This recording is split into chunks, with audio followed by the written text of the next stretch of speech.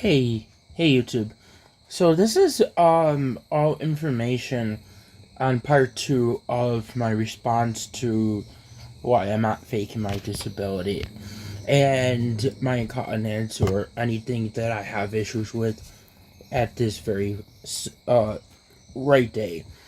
And the only reason why you would not want to look at this information or hear what I have to say is because you think that you are right no matter what information I throw at you or show you from my medical record since a little boy. You're going to use that information, your opinion, just to bully me and to make it where look like I'm a bad thing. And I want to just clear up some things here. With some of the things in the previous video I had shared with you was about my sensory processing issues, my Tourette's, my incontinence, and how interception processing issues make it difficult for bladder recognition, emotional regulation, and behavior issues, and a lot of the symptoms that you're going to see from my childhood records listed below. You're also going to see how the vestibular sensory issues are present here as well, and the auditory processing and how it affects me to learn and communicate, get dressed, wash myself, and take care of myself. And you're going to see this as evidence that I know that you're not wanting to look at, but I promise not to bore you. I'm going to share this with you, and I'm using my assisted technology to read for you, and I'm going to go eat because I don't have to listen to this. I already know this stuff because this is what I've been diagnosed with, and this is why I have these issues and why I need help taking a shower and toileting and stuff like that. Can I please ask a question? My dad took me to my urologist appointment today. I had a test done. I want to clear up something. I am not arguing with Dad about his concerns about needing or not needing diapers before or when I need them. I am asking why is he keep changing his story to things. It confused me. I will say routine helps me. Mom in school had me on a routine for my accidents. Like I said, routine helps me a lot and has helped me but not completely. It is why I want my family to help me with a toilet routine like before in my life. It didn't work all the time. I have found a pattern for my poop issues that I don't poop my diaper as much. Sometimes I feel the urge to poop by stomach pain or gas. Sometimes I am working on a task and I have a hard time skipping the task to go and I don't make it. Most of the time I poop in the morning after I wake up. I use the toilet at every diaper change and I also love flush the toilet all my life. I can remember when my parents tried to train me I had to flush the toilet. When Dad took me with him on trips with truck drivers he had to visit every stop so I don't have an accident because my parents did have me out of diapers for a long time, but I also remember having accidents frequently, especially when sick or hurt or changing in routine. So I never remember these things being done before in my life. Never had a dry night unless I didn't drink for days. Toileting readiness. Many people make the mistake of thinking toileting readiness is related to chronological age. It is not. In fact, the greater the developmental delay, the greater the toileting delay tends to be. I have never come across any studies that make the connection between language development and toileting, but in my experience the two seem to be related. Some signs of toileting readiness are: gets a diaper when needs to eliminate, goes off to a quiet spot for toileting, asks to be changed when a diaper is soiled, there is a pattern with elimination, the child remains dry at night, make sure life is stable, no stress from a move, new baby, major illness or divorce before you start toilet training. Parents should also be emotionally ready as there will be some setbacks and cleanups in the early stages. So I remember my parents and teachers and CPC doing this with me. Even in public bathroom like at Walmart. Mom changed my diaper in the bathroom. Never anywhere else. How do we start? I have written a more lengthy blog post on toileting readiness and how to start here. Many children don't even know they are supposed to go into a bathroom to eliminate, so start by just leading them by the hand into the bathroom every time they eliminate. Make sure all changing of diapers happen in the bathroom and not in another room. Do not allow other activities to go on during changing time, and if you can, have your child help with the cleanup. Have them shake the solid waste into the toilet from the diaper so that they learn where the poop is supposed to go. Have them help with wiping. Some children do not understand how to release their bowels. Telling them to push can cause muscles to tighten. Try blowing bubbles while on the toilet or using a blow-type toy. The blowing action will help the diaphragm to relax and support release. I also think you have to stop using all diapers in this process and go to underwear. Flipping back and forth leads to confusion. My son was very clever and would hold his bowel movement all day until he knew he was going to get the pull-up at night. As soon as the pull-up went on, the poop came out. We had accidents moving to underwear, but we had our son help shake all excess waste into the toilet, and by the 5th week, he was ready to just sit on the toilet and go. We did reward our son for using the toilet with 1 Ripple potato chip. He was willing to work for that 1 chip.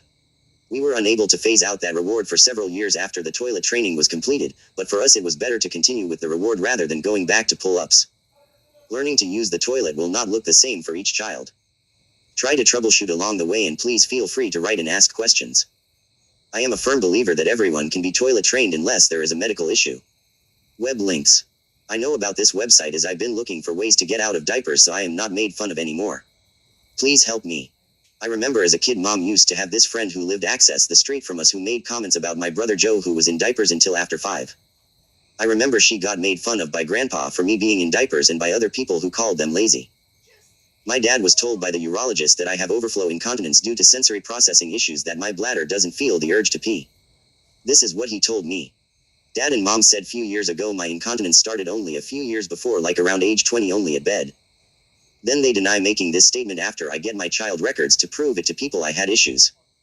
Then dad been telling ECMC I always had incontinence issues in 2022, the last time I was there. He been telling the police and doctors this as well, including the time in the urologist office in July. He told this to my counselor Carol Ross and my PCP and said how people make fun of me. My dad then tells me he told my urologist after the testing something like, why would this be new, because around the time they potty training me I had told my parents I had to pee and could feel the urge. Only until recently that I can't during the daytime. Later tonight dad said he told Dr. Danforth I was sexually abused as a kid. I asked him by who. He said the neighborhood kid doctor. I said, Dad, I was around 4 when he pulled my pants down in diaper in front of the house and stuck a stick in my butt one time. I asked him questions about this because I don't understand why he can't keep the same story. I remember him of the changes in his story as above. He didn't like it. I am not arguing with him because I am denying anything he is saying. I am arguing with him because I want to set the story straight. I asked him why did WNYCPC in 1992 and 1993 talk about the incontinence, both pee and poop, and how routine helped me. I asked him about why would I didn't need mental health medicines at that age. My diagnosis was PTSD, and I said to him that even if I was sexually abused as a kid, it would still show autism as I didn't talk until almost 5. So you know, as my doctor, these records talked about my brother Mike's sexual abuse me with no examples of it. I also was starting to talk more. In January someone from OPWDD asked me a question about this because I was saying for years to them in email how I can repeat things and remember so much details about my childhood. The person name I forgot, but he is in Albany Commissioner office and had questions. He asked me if any doctor had used a dolls, and one was me and another was someone else. He asked me if a doctor showed me something sexual like touching the doll that was me inappropriate. I said yes. He asked me questions about if I was maybe repeating what other people said. I said maybe. He asked me questions if the doctor pulled the doll pants down and used the other doll to touch the other one. I said yes. He asked me if I was in diapers then. I said yes. He said that I could have been confused by being in diapers, and I said I remember my parents being quarantined for abuse and they started talking about my brother Mike doing things to me. I think I was repeating this, especially when I can repeat things. I told my counselor this. What I've been told as a normal 8-year-old kid with severe sexual abuse with or without developmental disabilities with dangerous behavior would require medication, and I did not. Then in 2002 WNYCPC removed the PTSD diagnosis. They said I need diapers, but also said something about me jerking off in one, but I don't remember this. I remember doing that in the bathtub, taking a bath, and they had my diaper off to take a bath. My dad was part of the counselor appointment when I talked to Carol. I remember talking about the abuse and neglect by dad in the past few years and how past therapists said it's not PTSD because of many things after evaluating me. I showed my counselor a picture of my brother Mike holding me at around 3 and she said he doesn't look like someone would do that. I said I remember Mike bringing a chair next to me to cook scrambled eggs and breakfast next to the stove with him. He helps mom after her back surgery. I am told by many therapists if I can remember so many things in my childhood in detail like around age 2 even, it would not be possible to have PTSD. I asked dad tonight about something, why did I end up in Bryline at age 13 for? He didn't know why. I said because I remember you and Mom wanted me out of diapers and told my counselor who came in the house and said that to him. I remember Bob Taylor telling you to embarrass me in the store when buying diapers. You had me get a pack of diapers and you said you were the diaper man yay and sign a song. It is why I was so depressed and couldn't do anything. I forgot to ask Dad why did I get made fun of in school for being one of 3 kids in diapers in my school. And the body odor. I did ask him why did my teacher at age 12 touch my penis in the shower after a diaper change for. He couldn't say. I said if I didn't need diapers my teacher Mr. Speth wouldn't have done it. My parents always made my behavior, needs and lack of independence in diapers a problem. I feel they want me to be normal. I asked Dad why did I always need a urologist for. Why did you not take me to a GI doctor as WNYCPC wanted you to? He said because I had surgery for testicles issues. I asked him why did he say that my surgery at age 7 was from nerve damage is why I had issues. In 1993 WNYCPC report things that I feel is overlooked by professionals. As a 8-year-old I was repeating what people said happened. I couldn't function at home or school. Then I ended up having to be hospitalized for something that ended up being extremely helpful to have structure, consistent, predictable and supportive environment with redirection and prompting. Any child who was sexually abused that severely with the dangerous behavior would require medication. I did not. This is one more reason to think of my point of view as accurate. I used drawing and actions to help me express myself to doctors because my communication disability. Oh, the one statement on my CPC report said, he attended the language development program school from age 4 until age 6 when his aggressive behavior towards LDP staff resulted in his being transferred to a 12-1 emotionally disturbed class at the Fletcher School in Tonawanda. This transfer occurred in 1991. By September of 1992, Andrew's aggressive behavior towards adults and peers resulted in his being placed with our SEP/OSIS program, Cayuga Heights School in Depew, New York. Andrew remained in the SEP program for approximately 3 months before being admitted to R. This is on the intellectual functioning assessment back in June 1993. This shows when school and other CPC records says that my parents reported that I imported and did well at language development program now called Sumit Center that the behavior only started after I lost the school supports for my autism diagnosis. This should show I did not have behavior issues at language development program but when I left language development program I had behavior issues. So when you read my mom's statement to other doctors and what I say to people about this it should be something people should believe or take my statement as credible. See, I wasn't getting the help and support I need to function in school. I was admitted for a second time in June 1993 to WNYCPC in less than few months. Andrew was admitted to Western New York Children's Psychiatric Center on the 11th of June 93 for his second hospitalization since November 25, 92. Reasons were due to failure to function at home and in school with aggressive, assaultive, destructive behaviors and suicidal threats. During the course of present hospitalization, Andrew showed relatively quick and remarkable recovery and a sustained improvement. I have been told this is why it would not support abuse as a child. It would also show that I am not psychotic either. This supports autism and developmental disabilities and unmet needs. During the hospitalization Andrew did not engage in any violent, dangerous to self or destructive to property behaviors were absent as well. Endocrinology consult was obtained due to laboratory evidence of thyroid strain with absence of clinical hypothyroidism except for the weight gain, some motor sluggishness and equivocal MS findings regressive thinking pattern. See, I have some motor skills issues caused by what they said as endocrine issues. Although he can still regress to being childish, he reconstitutes quickly with redirection and expectation for appropriate deportment. See, I need constant redirection and assistance to function normally. Clinical consensus is that intrafamilial issues need to be continuously addressed. Parents have been compliant with recommendations. See, my parents don't follow the medical recommendations so I can function and be without behavior issues.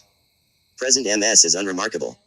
Andrew presents as a handsome, spontaneous, cheerful and engaging boy who is not psychotic, suicidal or homicidal. See, I want to help my family and I want to do things and is happy to help and follow rules. Considering that Andrew required 2 rehospitalizations, that intrafamilial issues will continue impinging on his course and his good response to a structured, relatively conflict-free environment.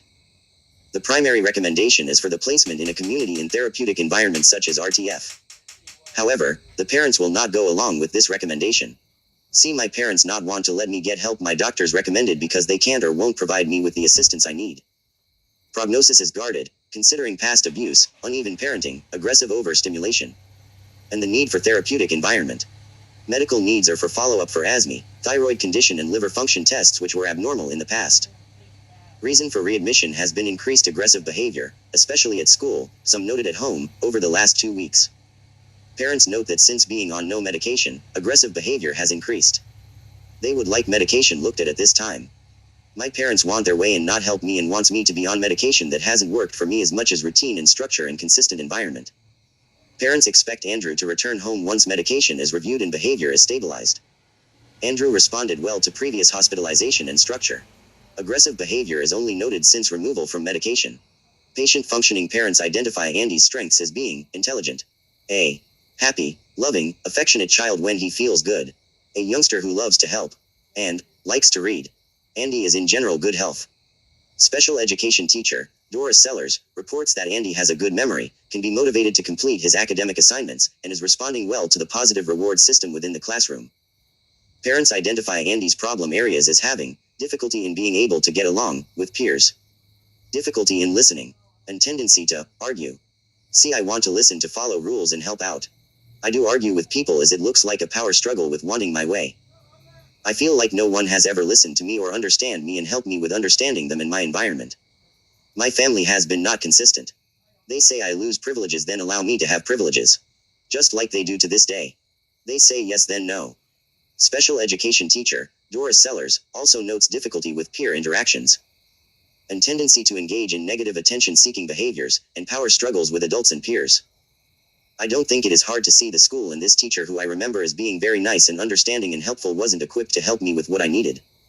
There does seem to be an area of conflict between the parents, in terms of the disciplinarian role. Father has stated that he tends to have to be the primary disciplinarian, and it is apparent that he would like his wife to assume some of this responsibility as well. Mr. and Mrs. Ditch appeared overwhelmed with Andy's oppositional and aggressive behavior. They both appear to have difficulty being authoritarian, and the family boundaries appear diffuse at times. In addition, Mr. and Mrs. Ditch appear to be in conflict. See, my parents did not provide me with my assistant and care, then this causes me to have behavior issues I don't want to have. Regarding the children of Mr. Ditch's previous marriage, Mrs. Ditch presented certain details, and Mr. Ditch tended to excuse his children's behavior and actions. The parents describe Andy's younger brother, Joey, as happy and content, like Andy was, as a baby and toddler. The parents appear to be grieving over the change in Andy's behavior from age 4 years to the present. Patient treatment needs recommendations, based on Andrew's history of alleged physical, mental, and sexual abuse by his older half-brother, as well as Andrew's mood swings, and caprices, and physical verbal aggression at times. It was a team decision to admit Andrew to the SEP BOSIS program. In addition, Andrew had verbalized suicidal ideation in the past, but suicidal homicidal ideation intent was denied at time of admission. Dr. Linda Kahn recommended individual therapy twice per week, and family contact at least twice per month.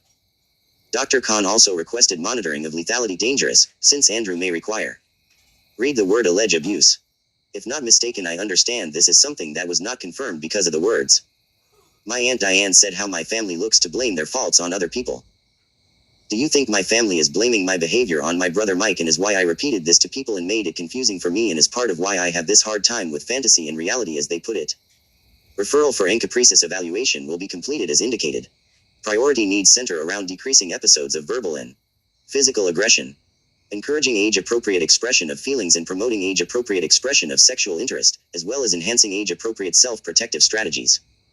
My parents was to get me to a doctor for my incontinence. Remember, I was seeing a urologist at this age at Children's Hospital. This is why that wasn't a concern.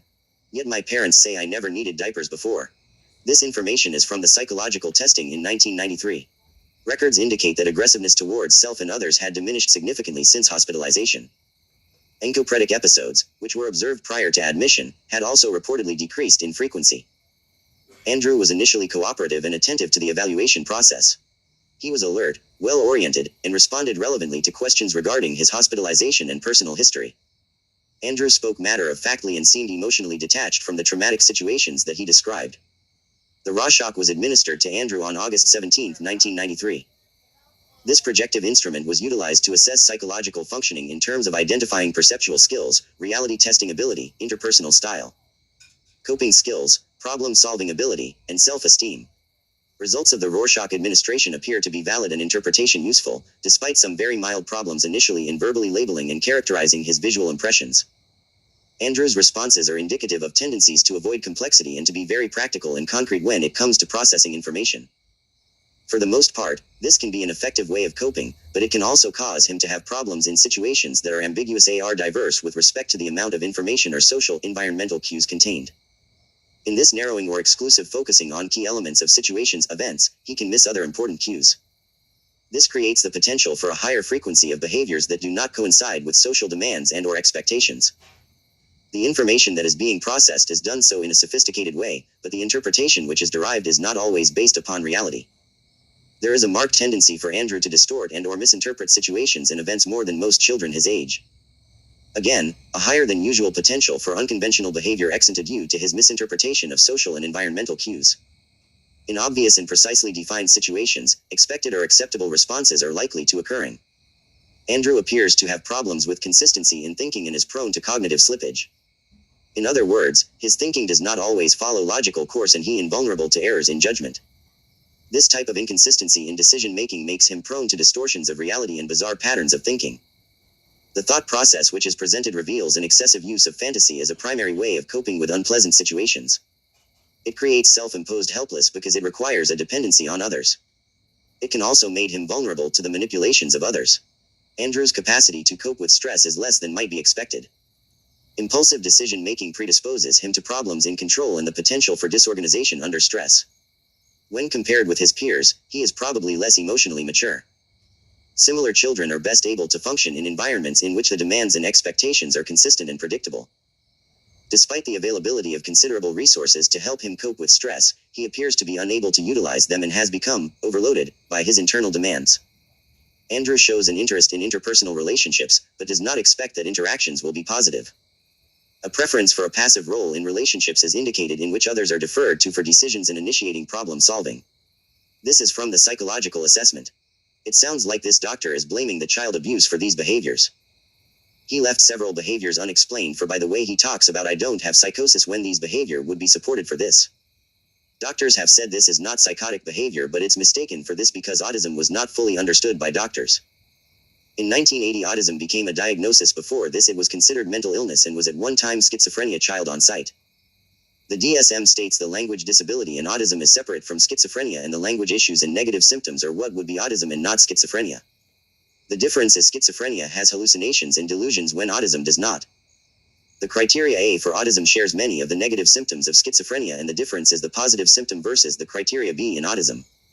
Autistic people do not have hallucinations or delusions. Schizophrenia people do. Schizophrenia people don't have the organized and repetitive and restricted behavior like in autism. I am not a fucking doctor and I am told this by so many doctors who did not agree with Dr. Santa Maria and this is used as if I am looking up autism to fake when I am not. My education assessment in 1993, educational needs and possible classification placement status. Reported that he needed regular suctioning and oxygen at birth. Initial APGAR scores were 2 and 7. She described him as having no feeding or sleeping difficulties as an infant or toddler. According to Mrs. Ditch, Andrew was a happy, well-adjusted boy until the age of 4. Developmentally there were no delays except in speech. Andrew's parents reported that when he was approximately 3 to 4 minus half a year of age he was physically, sexually and emotionally abused by a half-brother who is 9 years older than Andrew. Andrew has received special education services since age 4. Expressive language difficulties were noted while attending a Head Start program at age 3. A subsequent referral to an evaluation by the Language Development Program in Tonawanda, New York resulted in Andrew being diagnosed with an expressive language disorder. He attended the Language Development Program school from age 4 until age 6 when his aggressive behavior towards LDP staff resulted in his being transferred to a 12-1 emotionally disturbed class at the Fletcher School in Tonawanda. This transfer occurred in 1991.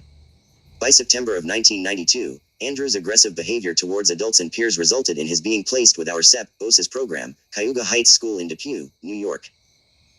Andrew remained in the SEP program for approximately 3 months before being admitted to R. You see, my communication problems and difficult in organizations and sorting and planning and the executive functioning is why I have behavior issues in social interaction and why I have trouble taking care of myself.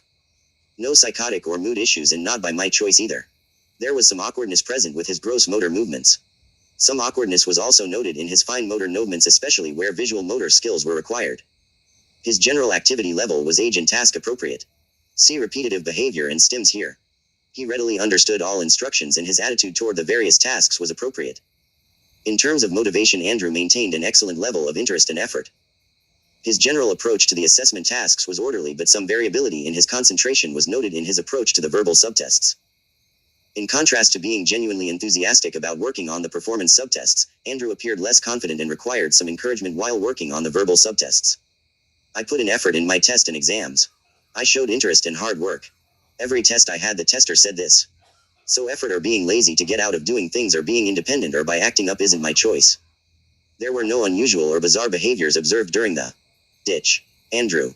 Testing session, and thin assessment appears to be an optimal and accurate estimate of Andrew's current intellectual functioning. See no Bezer behavior report again. There is also some suggestive evidence in the literature that children with poor reading skills exhibit depressed verbal scores in relationship to performance scores. Andrew's most recent reading achievement test scores on the Woodcock Reading Mastery Test indicate a grade equivalent score of 1.3 in total reading and only K9 in his word attack skills. For Andrew, who should be entering 3rd grade this year and whose performance scale 10 core suggests high average cognitive ability, a score of K9 in phony skills is indicative of a reading disability. His classroom teacher has also reported that he has a lot of difficulty in processing and reporting information in written form. Andrew's lowest score on the performance scales of the WISC-3 was on the coding subtest. This suggests that his problems in writing may be a result of his inability to easily manipulate a pencil and paper to produce legible representation of letters and numbers. Andrew is an 8-year-old boy who possesses at least average if not high average cognitive ability. His WISC-3 results suggest he is more adept at responding to non-verbal stimuli than verbal stimuli. His word attack or phonics skills are severely delayed and indicative of a specific developmental reading disorder. There is also some evidence of dysgraphia in that Andrew experiences considerable difficulty reproducing legible letters and numbers. Do you see how my communication disability and autism symptoms and need for structure and assistance and extra time and support in visual aids caused me to have learning disabilities? This supports wasn't given and it made behavior issues. See, this is what causes me to have behavior issues. Do you not see this? You guys are able to have your own opinion. The developmental coordination disability is also questionable. Do you see this? The motor planning and visual processing and auditory processing made it hard for me to interpret my environment and social cues in my problem solving, sorting, planning, organizing, and prioritizing made it hard to impossible for me to express myself and my needs without anxiety or behavior issues, and it made me frustrated. It's why I learned to mask my symptoms by having one-sided conversations with people. His behavior was without abnormal movements, although some blinking, squirming and imping were noted. His speech was slow, labored and dysarthric. His thought processes were generally organized, although he was preoccupied with fantany. There was some evidence of magical thinking with primitive thinking. His though content was free from delusions and he denied experiencing hallucinations. Mood and affect were neutral and he denied depression. Impulse control was poor. When angry Andy initiates assaultive and self-abusive, he was free from suicidal or homicidal ideation and there was no evidence of increased lethality. Cognitively he was oriented ×3 and his sensorium was clear. His attention was fair and his recent and remote memory were intact. He was able to abstract within normal limits for his age and estimation of intelligence was low to average. Insight and judgment were normal for his age and development. Do you read this? No hallucination or delusions. But I did have magical thinking with primitive thinking. His though content was free from delusions and he denied experiencing hallucinations. Again, scripting and repeating things I see and hear from others around me, including on TV, could explain this.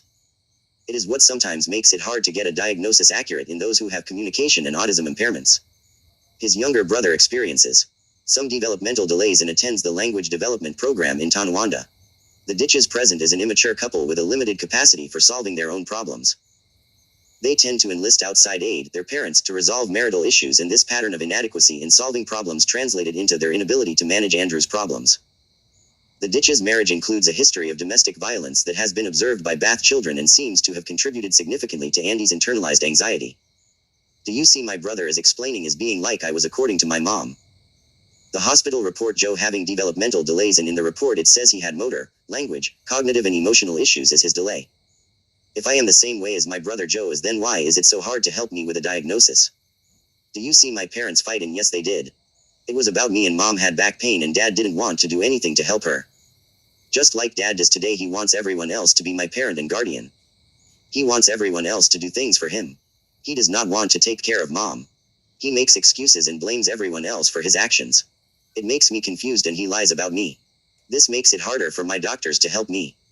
Speech and language services were not recommended, although it was noted that there was a significant discrepancy between receptive and expressive test measures in favor of expressive skills. During his previous admission, Andrew underwent left-sided testicular surgery and removed the remnant of the testes on the left side. He recovered without any complications. During the workup at the facility, he was found to have autoimmune thyroiditis. He was referred to Children's Hospital Endocrinology Clinic where they placed him on Synthroid 50 micrograms daily. Andy is also an asthmatic and has been currently on Ventolin inhaler, 2 puffs every 2 to 4 hours. Lab values in the EKG were within normal limits. He was treated for otitis media during his stay and was free from any ear problems on discharge. He was released in good physical condition and should continue on the Synthroid. My parents had family support services and family training that according to OPWDD was the family support services provided by Learning Disability Association that requires OPWDD eligibility. My CPC records talks about the family support services. Connor's records may have Asperger's as the primary diagnosis. I received Social Security benefits because of the state agency that declared me as disability. The child records show I have neurodevelopmental disability as a child is why I got Social Security benefits. My dad is my payee and Social Security has my records and told me my payee needs to request these records to give OPWDD. Learning Disabilities Association doesn't have this record and OPWDD claims they didn't have these records either. When at Connors I went to Lethroy a therapeutic horseback riding services for developmental disability. I went to Cradle Beach also for developmental disability. I had another thing that did with state parks and nature trails. If I didn't have OPWDD, why is it I had these services and information I am repeating? I am not making it up or delusional to think this. At 13 I was sent to Bryline Hospital because I was severely depressed. I didn't want to do anything. I wanted to lay around doing nothing. What is not reported is why I felt this way. I couldn't express it as my communication problem. When I got out of Connors I was made fun of for being in diapers and body odor in school. At home Dad made me feel bad about this. He asked Bob Taylor, a counselor that came to the home. He wanted me to get out of diapers. He asked Bob how to do it. Bob said to Dad he needed to go to the store and have me buy diapers and embarrassed me. Dad sang a song I am a diaper man. This embarrassing me and it causes me to have depression. No records shows why I had this issue. Now I am able to repeat this. I have said this to other people in past and it's being said again to different people. Bob Taylor also said to my mom to not do the things that the family support services had her do that helps me. At 17 no one listened to me that my brother made fun of me for my weight. No one listens to me that in school I had this arm jerk that was sexual that the teacher reported on the 2001-2002 school records. The thing is I was also made fun of for diapers, the arm flapping, and spinning myself in body odor. I wanted to go to school. My parents made it like I am being defiant with not listen to my parents. This entire visit to CPC in 2002 was because I wasn't wanting to go to school and the behavior I had. Andrew is more interactive and appropriate in school when he attends than compared to younger years. However, he states not wanting to go to school, because teachers are mean and kids pick on me. Currently, Andrew states he realizes he needs an education and must learn to handle school stressors as opposed to avoiding them. This is what everyone overlooks. Andrew lives in the city of Tonawanda with his mother, father and younger brother, respectively, Janet age 51, Thomas 49, and Joey age 13. Please refer to genogram. Father works in the trucking business and mother is on social services disability due to a back injury, mother is a nurse. Andrew states a favorable relationship with his parents though he will be physically aggressive to them. The police have been repeatedly called secondary to Andrew's violence toward mother and father. He also will argue with his brother who he states, teases me because of my weight. CPC report this. Why is my family still doing this to me because they keep repeating the same thing that confuses me and I don't want to have the anxiety and behavior issues I have anymore. I am not trying to get my way or show I am right and my family is wrong. I am simply looking for something to make it easier for everyone by getting me placement. Dr. Brooks from ECMC even said why she didn't agree with DDR. Santa Maria on schizoaffective disorder and says the separate from schizophrenia and autism like everyone else has said in mental health. Psychiatrist summation. I have seen and examined the patient mindset, also reviewed extensive records from nearly 2 decades of presentations to ECMC although with a gap of about 8 years until just the past few months with diagnoses of AUD-CD, autism spectrum disorder, Tourette's syndrome, ADHD, mood disorder, and visits typically precipitated by outbursts aggression, and reflective of chronically poor coping mechanisms, and lack of regard for rules authority, yet dependency on his family to provide for his basic needs, having never lived independently in the community. It seems that he's also had some legal problems related to his behavior, and it was reported that he actually did best when in jail, having responded very favorably to structure. There's chronic conflict with family members as well where his parents are primary caretakers, but he intermittently alleges abuse at their hands, and there's an aunt who has apparently poor boundaries, corroborates the abuse he alleges, but then won't step into the caretaker role, her agenda not entirely clear. I also do not understand why this man has reportedly incontinence of urine and feces, at such a young age. He himself tells me that he can't feel it when he has to use the bathroom, but he's unaffected by soiled parts, expects others to change his diapers, or remind him to do so, yet at the same time, he seems intellectually sharp. The combination of what he does do for himself inconsistent with what he reports he can't do for somewhat unclear reasons.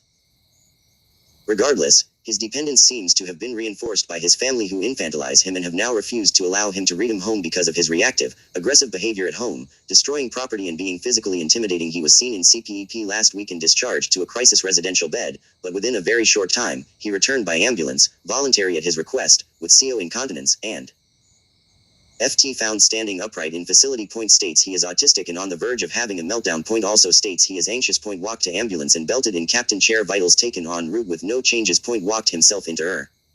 Evaluated by staff and sent to OPEP for further care. Nothing further. Here, he has made himself comfortable, he's in control, he's consistently advocating for his needs to be met, but continues to externalize this to others and is vague, unclear about why this is. He's very regressed, childlike, with odd stereotyped behaviors, although these seem volitional at times, inconsistent and potentially functional. There's no evidence of psychosis, no manic behavior, and he's able to make his needs known. Also ask for help with what he needs appropriately, and discuss the resources available to him in the community. There's a question of a court appointment tomorrow he's due to keep, and he would certainly be appropriate for discharge to court if this could be clarified, confirmed. To this end, I attempted to contact the man whose name he gave me, Bill Heights, but he was unavailable to talk with me today. Above.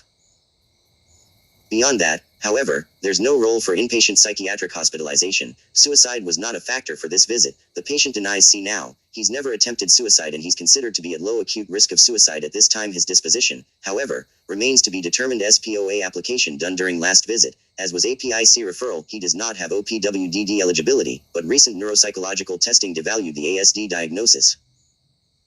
However, without autism testing having formally been done, CPEP staff have requested this testing for clarification, but this man is not developmentally normal. I have enlisted the nursing case manager here in CPEP to reach out to the names, numbers he's provided, people he believes are advocates for him, and work toward disposition ASAP. He will be discharged at his request when this is determined. I have had the opportunity to review the neuropsychological testing report done by Dr. Santamana on the 12th of November 16, sent to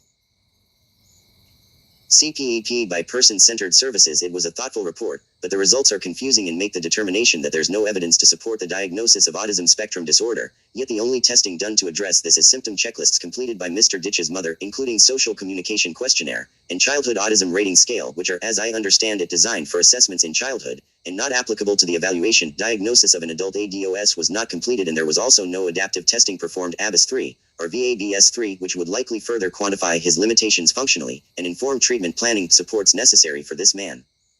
Additionally, what diagnosis was made is schizoaffective disorder depressed type, but admittedly without any depressive symptomatology, according to the BDI-2, and the patient denying depressed mood. Also documented is that the patient did not evidence grossly obvious delusions or hallucinations at this time. He nonetheless evidences disturbed thinking, is reflected by continued endorsement of various concerns he had acknowledged or reaffirmed during the current interview. There is suggestion that this psychotic illness is being diagnosed because of prominent thought disturbance, referring to details included in the narrative, which include believing he is smarter than he is, accusing the tester of not attending to his answers, and odd statements during uncomfortable pauses in conversation that are malevolent and potentially inflammatory, e.g., "Wouldn't it be funny if we had a tornado?"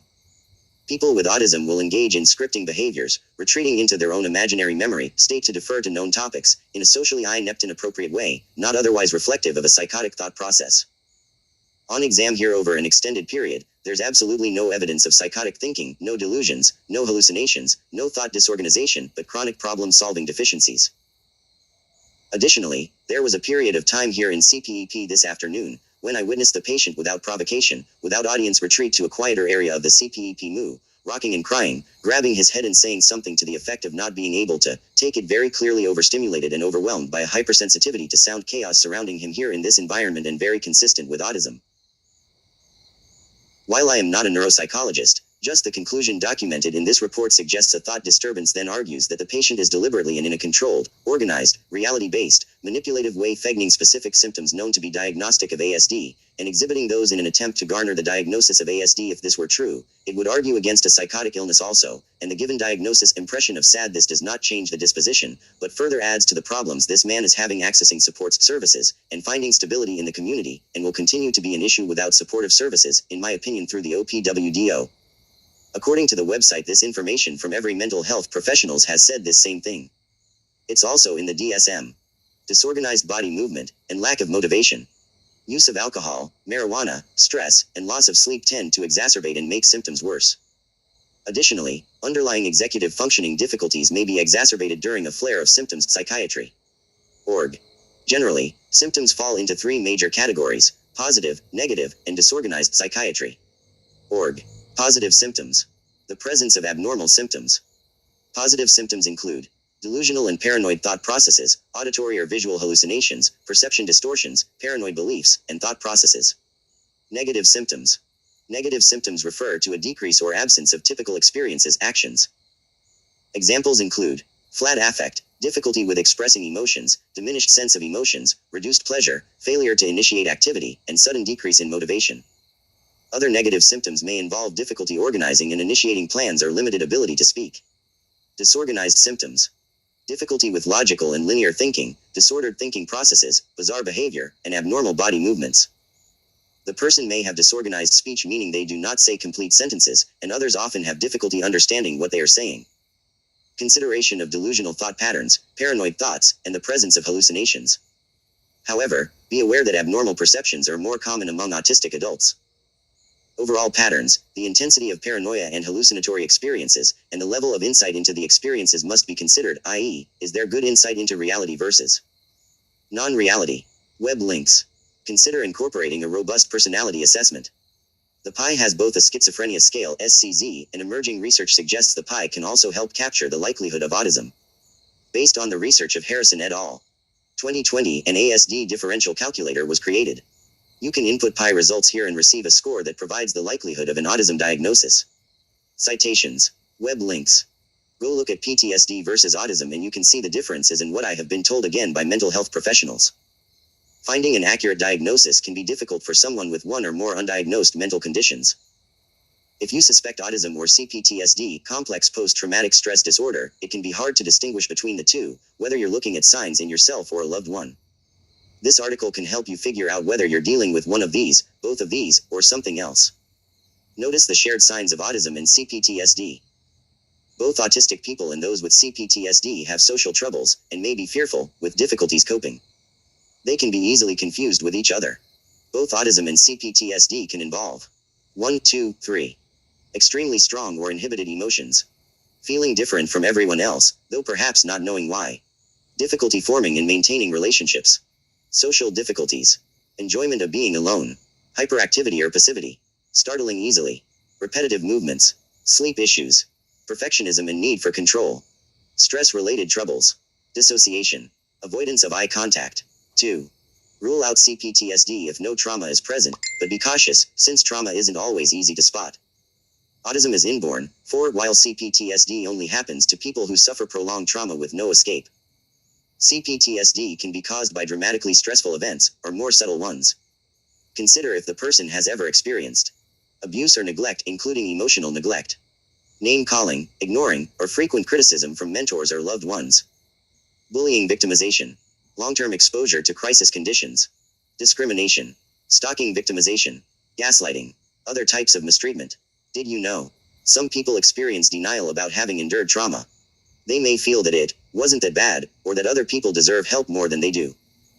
In addition, CPTSD can be caused by harsh environments, such as repeated bullying or discrimination, which isn't always thought of as trauma.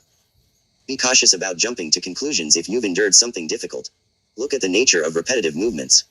People with CPTSD may use repetitive movements, like rocking back and forth, to cope with severe stress. Autistic people may move repetitively under stress, but may also do it to focus, express feelings, or have fun. Ask yourself if the person ever moves repetitively when they're happy or calm. 5. Look at the reason for social difficulties. Autistic people deal with social confusion, and may have trouble understanding what others are thinking and feeling. Communication is a challenge. People with CPTSD can be fearful or moody, and may self-isolate. 6. A healthy autistic person usually wants to have some friends. Someone with CPTSD may feel safer when they're alone. An autistic person may struggle to understand what others are thinking. Someone with CPTSD may be overly pessimistic about what others are thinking. Consider why the person gets overwhelmed. Autistic people often get overwhelmed due to sensory issues. People with CPTSD deal with hypervigilance, which can be exhausting, and may have panic attacks due to an emotional trigger in the environment. 7. Autistic people usually have sensory processing disorder, which can make their senses over or undersensitive. They may avoid things for sensory reasons. People with CPTSD can have emotional flashbacks and trauma triggers. They may avoid things that remind them of their trauma. Consider the person's routines.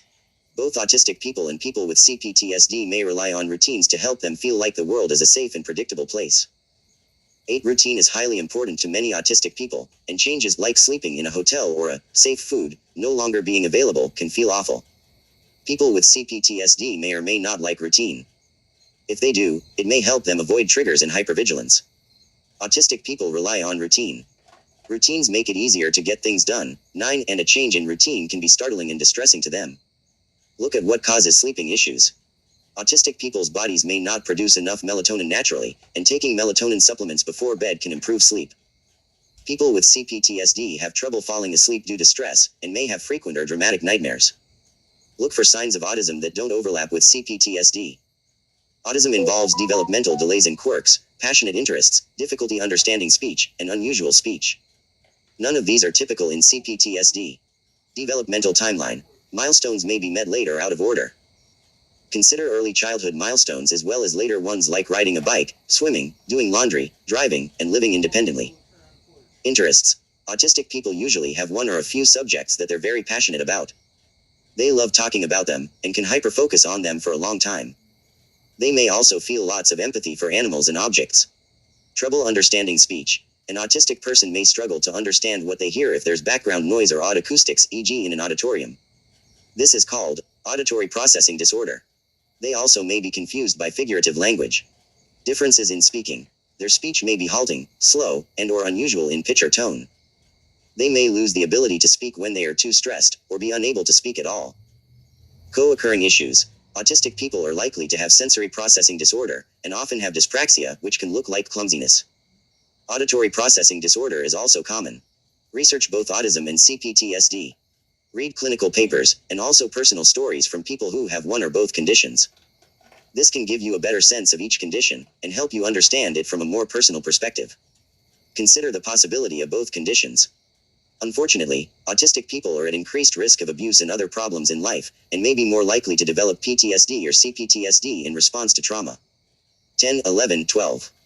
Identifying trauma in autistic people can be tricky, since the person may struggle to understand and communicate their emotions. What's stressful or scary to a non-autistic person could be traumatic to an autistic person. If the symptoms are real, then the trauma is real, even if other people don't consider the events traumatic enough. Consider the possibility of a different condition. If the traits described here don't quite match what you or your loved one is going through, or they describe some but not all of what's going on, it's possible that another condition is at play. It may also be useful to read about and consider ADHD, social anxiety, schizoid personality disorder, reactive attachment in children, attachment disorders, something else. Avoid jumping to a conclusion early on. Getting too attached to a diagnosis, without fully understanding it, could make you miss what is really going on. CPTSD treatment is very different from supports for autism, so it's important to get it right. Talk to a doctor or specialist for advice. Look for someone who works with autistic people, and people with trauma, if you can. Talk to them about the signs you're experiencing, and ask for an evaluation. Come prepared. Try writing down a list of symptoms. If you took any online tests, fill out your answers to each question in pencil, and bring it along. Speak up if you're concerned about misdiagnosis. A specialist is only as good as the information they have. If you think that there's a piece of the picture that they're missing, talk about it. Web links. Did you read the part of STEMs in routine and scripting? Did you see the part about people with trauma don't admit it or deny it? I talk about it all the time. I even go to details about it. It is why I don't have PTSD. I also am not afraid of standing up to my dad and doctors and hospitals for my rights. I repeat things. I am not scared of anyone. I am scared of my behavior and the way people make me confused or make me feel like I am too smart to know this shit, or I am so crazy to think this, or so stupid I shouldn't be able to do this. I don't have a high school diploma. I am not a doctor. It is sad I did what my doctors didn't do. I am told this stuff by doctors who take the time to evaluate me and help me. I repeat other things as well. I then had help to read my records. I used assistance technology to read these on my own. Then I have the ability to go back to spot the parts to each document. I am able to highlight this. Then thing is, I don't have anyone who can help me who specializes in autism, so I can get help I need. It'd be very impossible to fake something with all these records and assessments Andy has shared on YouTube. It's not a free pass, it's a desperate need for help. Oop. I think that was, I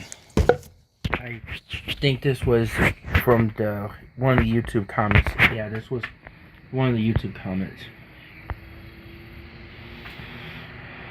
Yeah, so this, I remember being something up here. So anyways, if you see that why I had these behavior issues and why I had the sensory processing issues, it just makes more sense to why.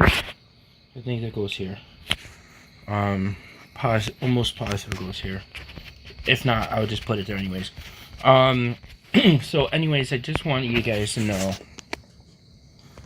this just makes more sense to the sensory processing issues, the interoception issue, for why I have trouble with emotional regulation, why I have trouble with processing and interpreting my environment, why I have trouble understanding my own emotions and processing and others' emotions, and why I have difficulty coping skills, and why I have more trouble with my incontinence, getting dressed, coordination, all kinds of stuff. So just a recap of what I was trying to get at is I like to share this with you. So I'm not going to play this. I already played this in part 1, but I'm going to scroll down paragraph by paragraph and let you read. So I'll be quiet while you read to refresh your memory. If you want to listen to the audio format, go to watch video 1. And the link is going to be in the description of video 1.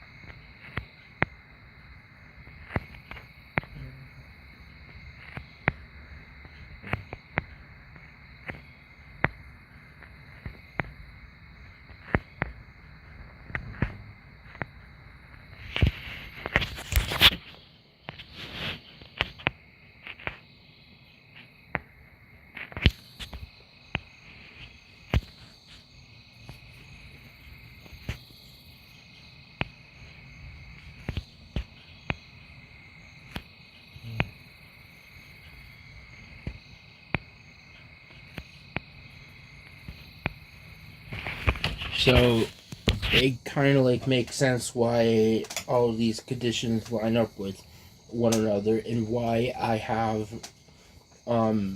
these issues and and it shows up on my child records, and so it's definitely something that happened before I was, younger, and nobody questioned me then. Nobody said I'm faking then or trying to purposely act out just to take advantage of my family or be lazy in school. Nobody said any of that stuff. I hope this helps you guys. And regardless of how you guys feel about me or your opinions of me, it doesn't matter, because the only things that matter is actually with my doctors and PWDD and APS. Thank you. Have a great one, guys.